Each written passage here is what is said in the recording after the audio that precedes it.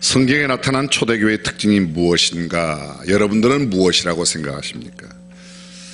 나름대로 여러 가지 특징이 있겠습니다만 몇 가지로 정리해보면 무엇보다도 초대교회는 급성장한 교회라 할 수 있을 겁니다.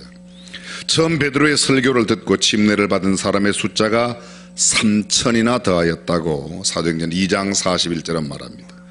4장 4절에 보게 되면 사도들이 전한 말씀을 들은 사람 중에 믿는 자가 많으니 남자의 수가 약 5,000이나 되었더라. 여자와 어르신들까지 다 포함한다면 엄청 많았을 겁니다. 사도행전 2장 47절은 이렇게 말합니다. 주께서 구원받는 사람을 날마다 더하게 하시니라. 사도행전에 나타나는 부사 가운데 날마다 everyday 믿는 사람이 더해갔다. 교회는 급성장을 이루었습니다. 사도행전 16장 5절입니다. 이에 여러 교회가 믿음이 더 굳어지고 수가 날마다 더하니라. 날마다 믿는 자의 수가 되었다. 급성장한 교회였습니다. 초대교회의 또 다른 특징은 기도가 풍성했다는 겁니다. 사도행전은 초대교회 역사를 가르치고 있습니다. 사도행전 내에만 기도라는 단어가 무려 27번이나 등장합니다. 가장 먼저 등장하는 것이 1장 14절인데 예수의 모친 마리아와 여자들과 예수의 아우들로 더불어 마음을 같이하여 전혀 기도하기에 힘썼다. 사도행전 2장 42절 저희가 사도의 가르침을 받아 서로 교제하며 떡을 떼며 기도하기를 전혀 힘쓰니라. 기도에 몰입하고 몰두했다는 겁니다. 제9시 기도 시간에 우리는 기도하는 것과 말씀 전하는 것을 맡겠다. 사도들 앞에 최초의 봉사자를 세우고 그들이 기도하여 그 직무를 맡겠다고 이야기합니다. 오늘 본문을 포함하고 있는 사도행전 8장에도 보면 그들이 내려가서 저희를 위하여 성령 받기를 기도하였더니 그들이 성령을 받았더라. 8장 22절 그러므로 너희 이 악함을 회개하고 주께 기도하라. 24절입니다. 시몬이 대답하여 가로되 나를 위하여 주께 기도하여 말한 것이 하나도 내게 임하지 말게 하소서 부탁하는 장면이 나옵니다. 짧은 시간에 다 나열할 수 없는 수많은 말씀이 기도에 대한 언급입니다. 베드로가 감옥에 갇혔을 때 위하여 교회가 기도하였다고 이야기합니다. 사도행전 10장에 나오는 고넬료 그의 기도와 그의 구제가 하나님 나라에 상달되었다고 이야기하고 있습니다. 뿐만 아닙니다. 사도행전 11장 5절에 가로되 내가 욥바성에서 기도할 때에 비몽사몽간에 환상을 보았다고 기록하고 있습니다. 사도행전 13장은 최초의 선교사를 파송한 안디옥 교회 이야기가 나옵니다. 이에 금식하며 기도하고 두 사람에게 안수하여 보냈다고 이야기하고 있습니다. 초대교회 기도하는 교회였습니다. 또 하나의 특징이 있습니다. 초대교회 우리가 이미 많이 살폈지만 핍박과 박해가 얼마나 심하였는지 모릅니다. 소위 박해받던 교회, 핍박받던 교회가 초대교회입니다. 4장 1절입니다. 사도들이 백성에게 말할 때 제사장들과 성전 맡은 자와 사두개인들이 이르러 백성을 가르침과 예수를 들어 죽은 자 가운데서 부활하는 도 전함을 싫어하여 저희를 잡음에 날이 이미 저문고로 이튿날까지 가두었으나 성경은 이렇게 말합니다. 그들을 잡아 가두었다고 이야기합니다. 그리고 그 다음날 공회 앞에 신문을 받도록 법정에 끌고 가서 고소 고발하여 그들을 고문당하게 만들었습니다. 계속해서 성경에 반복되는 단어가 있습니다. 4장 17절 위협을 당하였다고, 4장 18절에 보면 예수의 이름으로 말하지도 말고 가르치지도 말라고 복음 전도를 금지당하는 그런 제재를 받고 있습니다. 4장 21절 위협하고 놓아주었다고 말합니다. 4장 29절입니다. 주여 이제도 저희의 위협함을 하감하옵시고, 여기 거듭 위협이라는 단어가 예수를 믿는다는 이유 때문에, 복음을 전한다는 이유 때문에 위협을 당하고 옥에 갇히고 법정에 섰습니다. 5장 17절입니다. 대제사장과 그와 함께 있는 사람 즉 사두개인의 당파가 마음에 시기가 가득하여 사도들을 잡아다가 옥에 가두었더니, 사람들을 잡아 옥에 가두었습니다. 21절 그들을 잡아서 끌고 오라고 말합니다. 5장 33절 저희가 듣고 크게 노하여 사도들을 없이 하고자 할세. 생명을 위협받는 그런 일들이 비일비재하게 일어났습니다. 5장 40절 저희가 사도들을 불러들여 채찍질하며 예수의 이름으로 말하는 것을 금하고 노으니 사도들은 그 이름을 위하여 능욕받는 일에 합당한 자로 여기심을 기뻐하면서 공회 앞을 떠나니라. 그들은 매를 맞았습니다. 감옥에 갇히기를 수없이 많이 했습니다. 6장 12절 헬라파 유대인들에 의해서 백성과 장로와 서기관들을 충동시켜 와서 잡아가지고 공회에 이르러 붙잡혀 가기가 일쑤였습니다. 7장 54절 우리가 지난주에 살폈던 스데반의 죽음의 장면입니다. 저희가 이 말을 듣고 마음에 찔려 저를 향하여 이를 갈거늘 저희가 큰 소리를 지르며 귀를 막고 일심으로 그에게 달려들어 성 밖에 내치고 돌로 칠세. 스데반을 성 밖에 끌어내고 돌로 쳐 죽였다고 말합니다. 8장 1절입니다. 사울이 그의 죽임 당함을 마땅히 여기더라. 그날에 예루살렘에 큰 핍박이 나서 사도 외에는 다 유대와 사마리아 모든 땅으로 흩어지니라. 사울이 교회를 잔멸할세. 잔멸 남을 잔자 멸할 멸자입니다. 남은 것을 멸한다. 우리말로 말하면 싹 쓸어버리겠다는 겁니다. 예수 믿는 사람들 죄송합니다 씨를 말리겠다. 그것이 당시에 교회가 처한 상황이었습니다. 각 집에 들어가 남녀를 끌어다가 옥에 넘겼습니다. 사울이 주의 제자들을 대하여 여전히 위협과 살기가 등등하여 대제사장에게 가서 다메섹 여러 회당에 갈 공문을 청하니 이는 만일 그 돌을 쫓는 사람을 만나면 예수 믿는 사람 만나면 물은 남녀하고 결박하여 예루살렘으로 잡아오려 함이라. 예수를 믿는 사람은 남녀 물어나고 누구든지 잡아다가 다 끌어다가 감옥에 쳐넣겠다는 겁니다. 11장 19절입니다. 때에 스데반의 일로 일어난 환란을 인하여 여기 계속 환란을 당합니다. 위협을 당하고 있습니다. 끌려갑니다. 매를 맞습니다. 감옥에 던짐을 당합니다. 12장 1절 그때에 헤롯 왕이 손을 들어 교회 중 몇 사람을 해하려 하여 요한의 형제 야고보를 칼로 죽이니 드디어 죽였습니다. 스데반도 죽였습니다. 야고보도 죽였습니다. 베드로는 옥에 갇혔습니다. 베드로를 지키는 군사를 신문하고 죽이라고 명합니다. 베드로가 그곳에 없어요. 베드로를 지킬 때의 상황은 성이 이렇게 4씩 4패에게 하루에 4명이 4팀이 구성이 되어 있습니다. 다시 말하면 6시간씩 4명이 6시간 그 다음 4명이 6시간 그 다음 4명이 이렇게 해서 무슨 굉장한 사악한 그런 범죄자가 아닙니다. 그냥 예수님을 전했다는 이유 때문에 이렇게 감금당하고 매를 맞고 억압당했습니다. 비시디아 안디옥에서 있었던 일입니다. 바울과 바나바를 핍박하고 그 지경에서 쫓아내니 14장 5절 이고니온에서의 일입니다. 두 사로를 능욕하며 돌로 치려고 달려더니 루스트라에서 이런 일이 있었습니다. 유대인들이 안디옥과 이고니온에서 와서 무리를 초인 불러올 초자 끌인자 무리를 불러들여서 돌로 바울을 쳐서 죽은 줄로 알고 성 밖에 그 시신을 버렸는데 사실은 죽지 않아서 다시 깨어났습니다. 16장 사도행전 16장 우리는 바울과 실라가 감옥에 갇혀 밤중에 찬송하고 기도할 때 옥문이 흔들리며 그들을 메고 있던 모든 착고가 풀려난 것을 거기서 읽게 됩니다. 17장에는 데살로니가에서의 시기하여 저자의 어떤 괴악한 사람들을 데리고 때를 지어 성을 소동케 하였다. 주의 복음 전하는 일을 가는 데마다 따라다니면서 박해하고 핍박했습니다. 18장 6절입니다. 고린도에서의 일입니다. 저희가 대적하여 회방을 받았습니다. 19장 에베소에서 저희가 이 말 바울의 설교를 듣고 분이 가득하여 외쳐가로되 크다 에베소 사람의 아데미여 그들을 연극장으로 연극장으로 끌고 들어갔습니다. 여러분 연극장 그러면 뭐가 기억나십니까? 초대교회 당시에 예수 믿는 사람들을 콜로세움 같은 원형 경기장에 데리고 가서 거기서 화형으로 또 아니면 굶주린 짐승에게 밥이 되게 죽였던 겁니다. 초대교회에 극심한 박해에 있었습니다.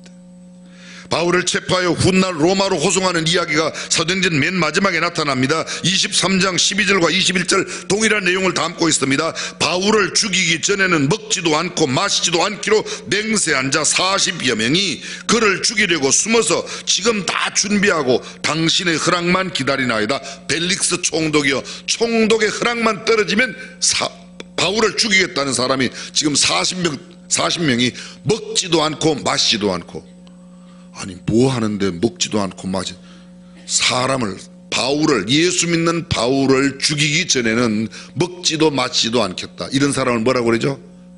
결사대라고 그러는 겁니다. 결사대. 근데 무슨 큰 나라를 건져내는 일을 위해서 안 먹고 안 마시는 게 아니고 바울 죽이려고 안 먹고 안 마신다. 바울을 죽이기 전에는 먹지도 않고 마시지도 않겠다.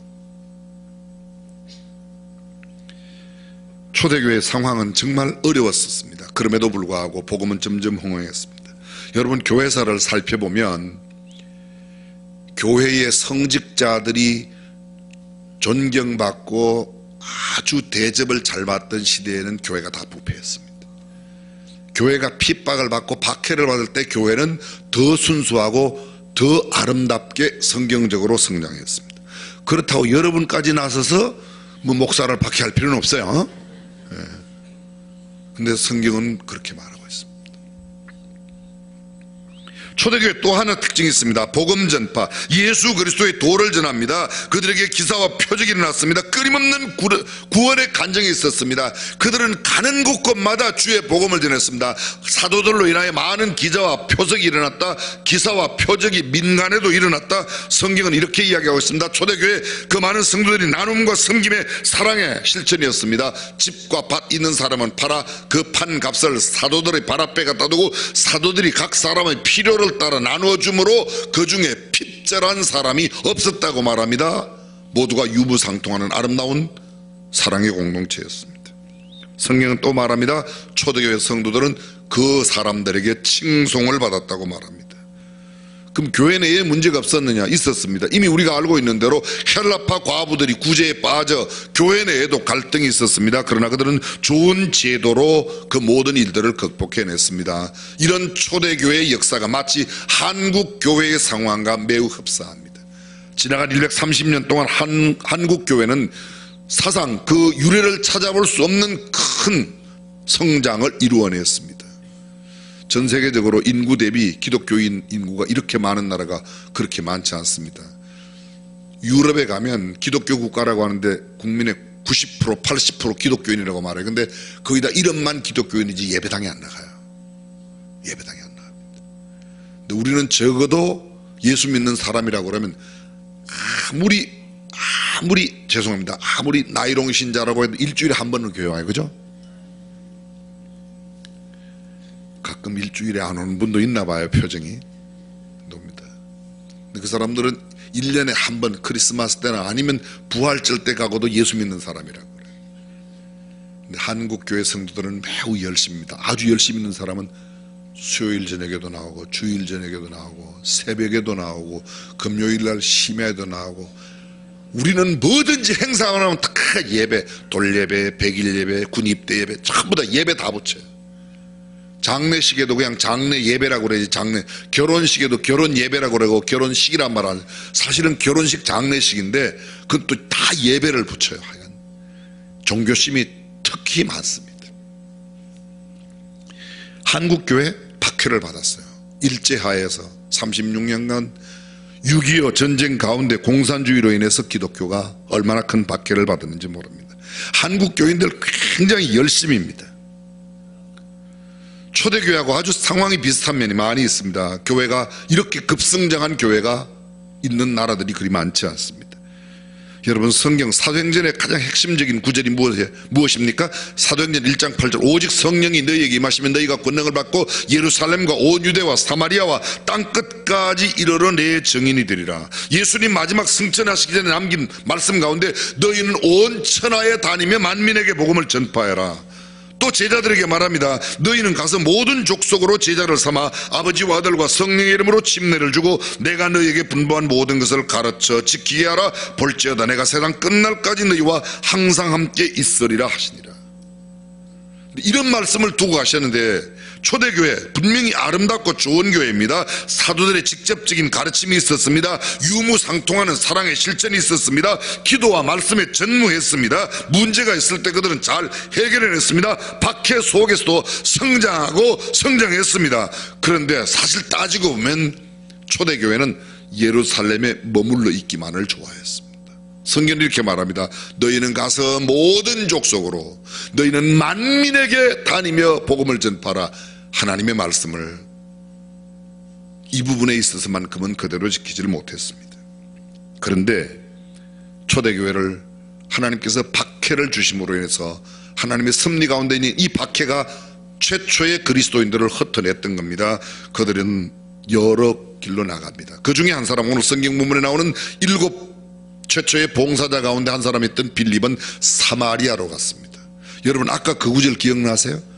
오직 성령이 너희에게 임하시면 너희가 권능을 받고 예루살렘과 온 유대와 그 다음에 사마리아와 땅끝.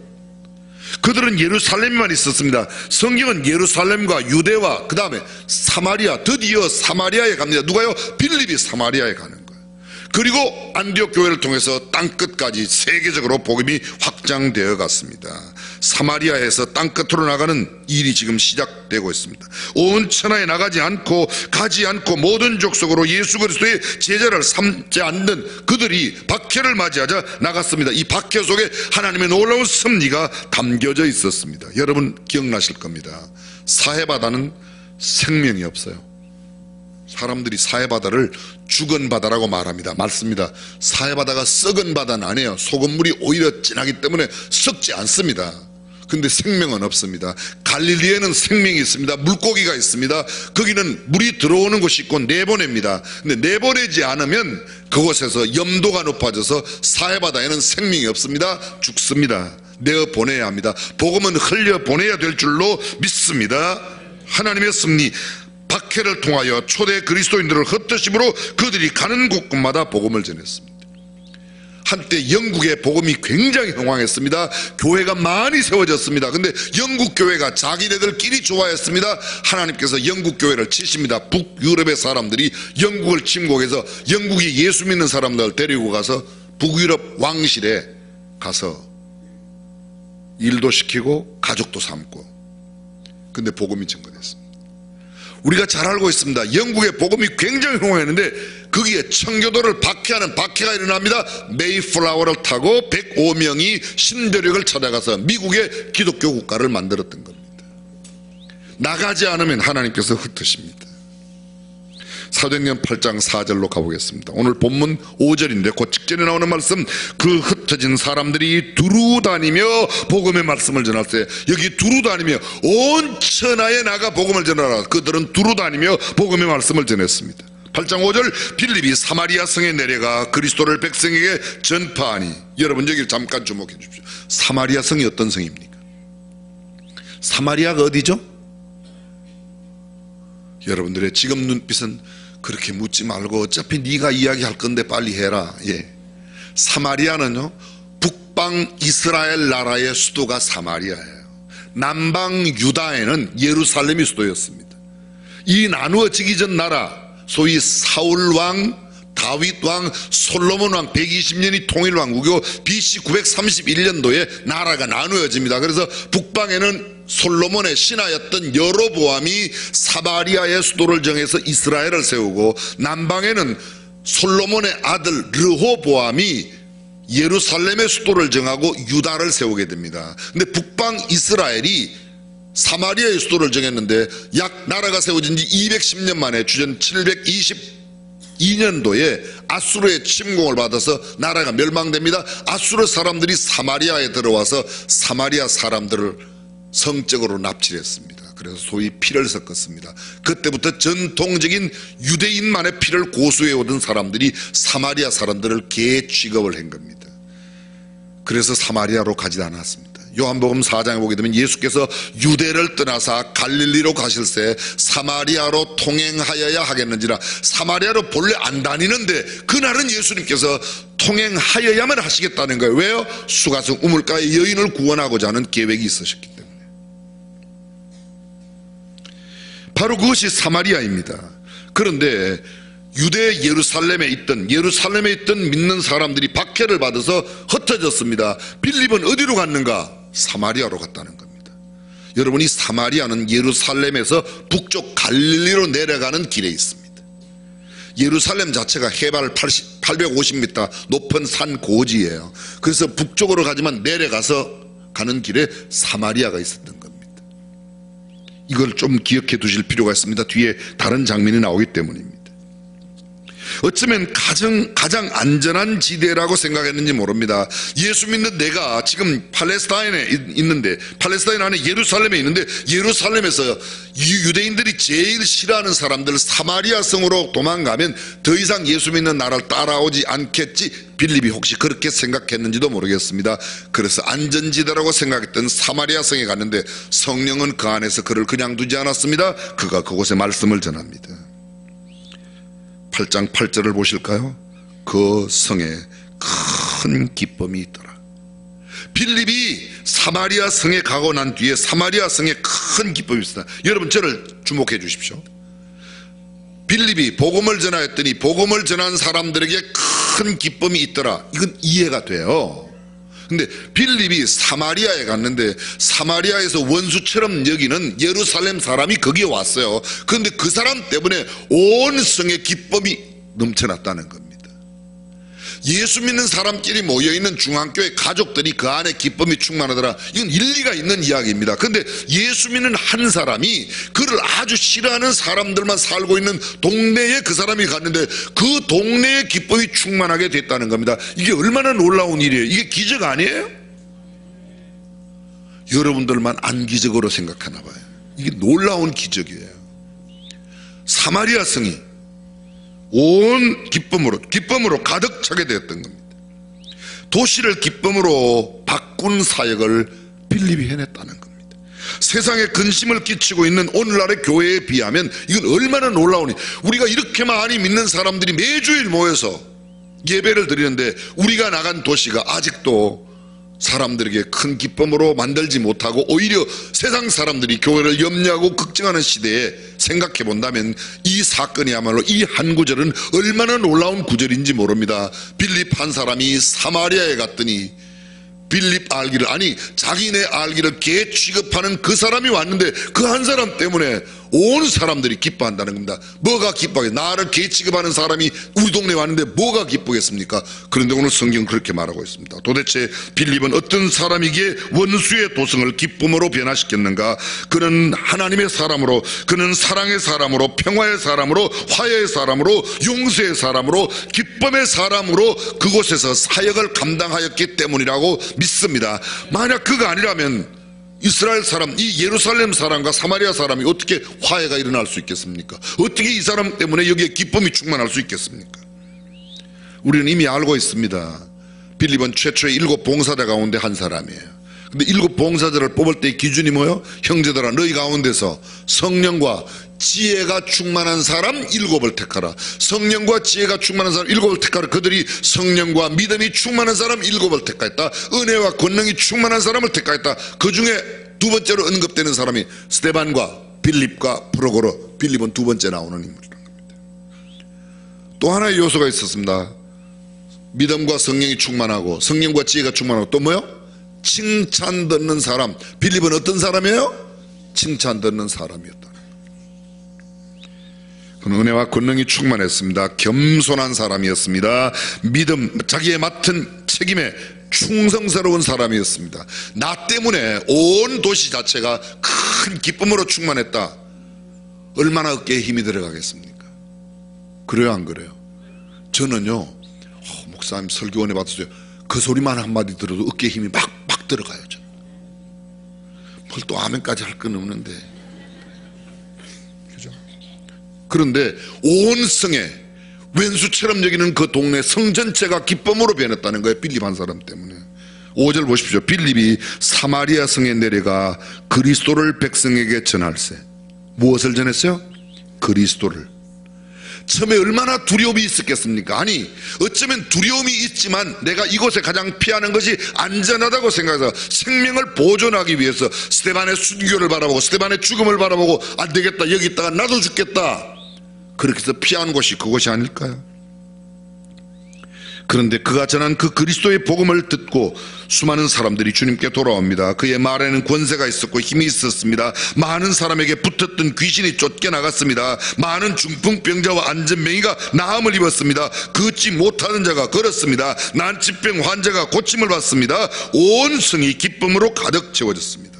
사랑하는 성도 여러분, 저와 여러분 한 사람 까닭에 내가 속하 있는 우리 가족이, 우리 공동체가, 우리 직장이, 우리 모임이, 우리 단체가, 우리 학교, 우리 동아리, 우리 회사가 기쁨으로 가득하게 되기를 주님의 이름으로 축원합니다. 그게 진짜 예수 믿는 사람이에요. 아우, 저건 교회 나간다는 게 우리 골칫거리, 이거는 아니죠. 근데 의외로 많아요. 의외로. 그래서 제가 회사에 가면 회사의 여러 부서에서 서로 막 저를 데려가려고. 그게 그렇게 불편하세요? 우리 부서에 오세요. 우리 부서에 서로 스카우트 경쟁이 일어나야 될 거 아니에요. 제발 저것 좀 안 왔으면 좋겠어. 저거 교회 다닌다는데 저거 우리 생각을 해볼 필요가 있습니다. 우리가 어떤 사람인가. 저와 여러분이 속하여 있는 당체, 우리 까닭에 평화가 깃들고 화해가 깃들고 기쁨이 충만해지기를 바랍니다.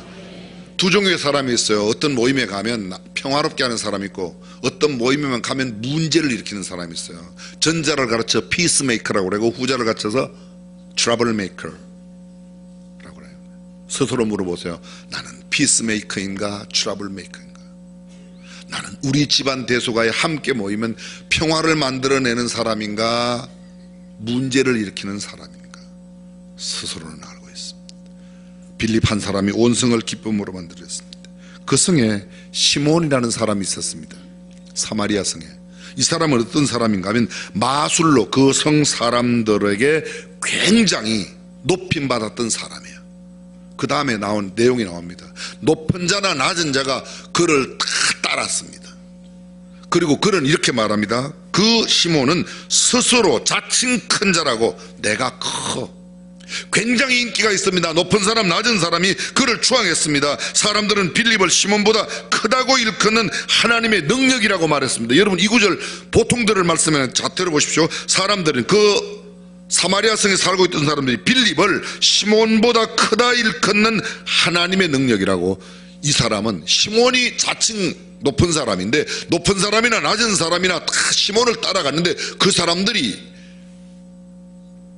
빌립을 바라보고 하는 말이 뭐라고 그러는가 하면, 이 빌립이 시몬보다 대단해, 이렇게 말한 게 아니에요. 잘 들어보세요. 시몬보다 크다 일컫는 하나님의 능력. 빌립을 만나면서 이 사람은 하나님의 능력이에요, 이렇게 말했다는 거예요. 이해가 되시죠? 이 사람이 이 사람보다 그렇게 말하는 게 아니고, 저 사람은요 마술로 많은 사람들이 따랐던 사람인데, 시몬은, 빌립은, 이 사람은 하나님의 능력이야. 하나님의 능력이 아니고는 이런 일이 일어날 수 없다는 겁니다. 빌립이 위대하다고 말하지 않습니다. 간단한 제 이야기, 그렇게 오래되지 않은 경험 하나만 하겠습니다.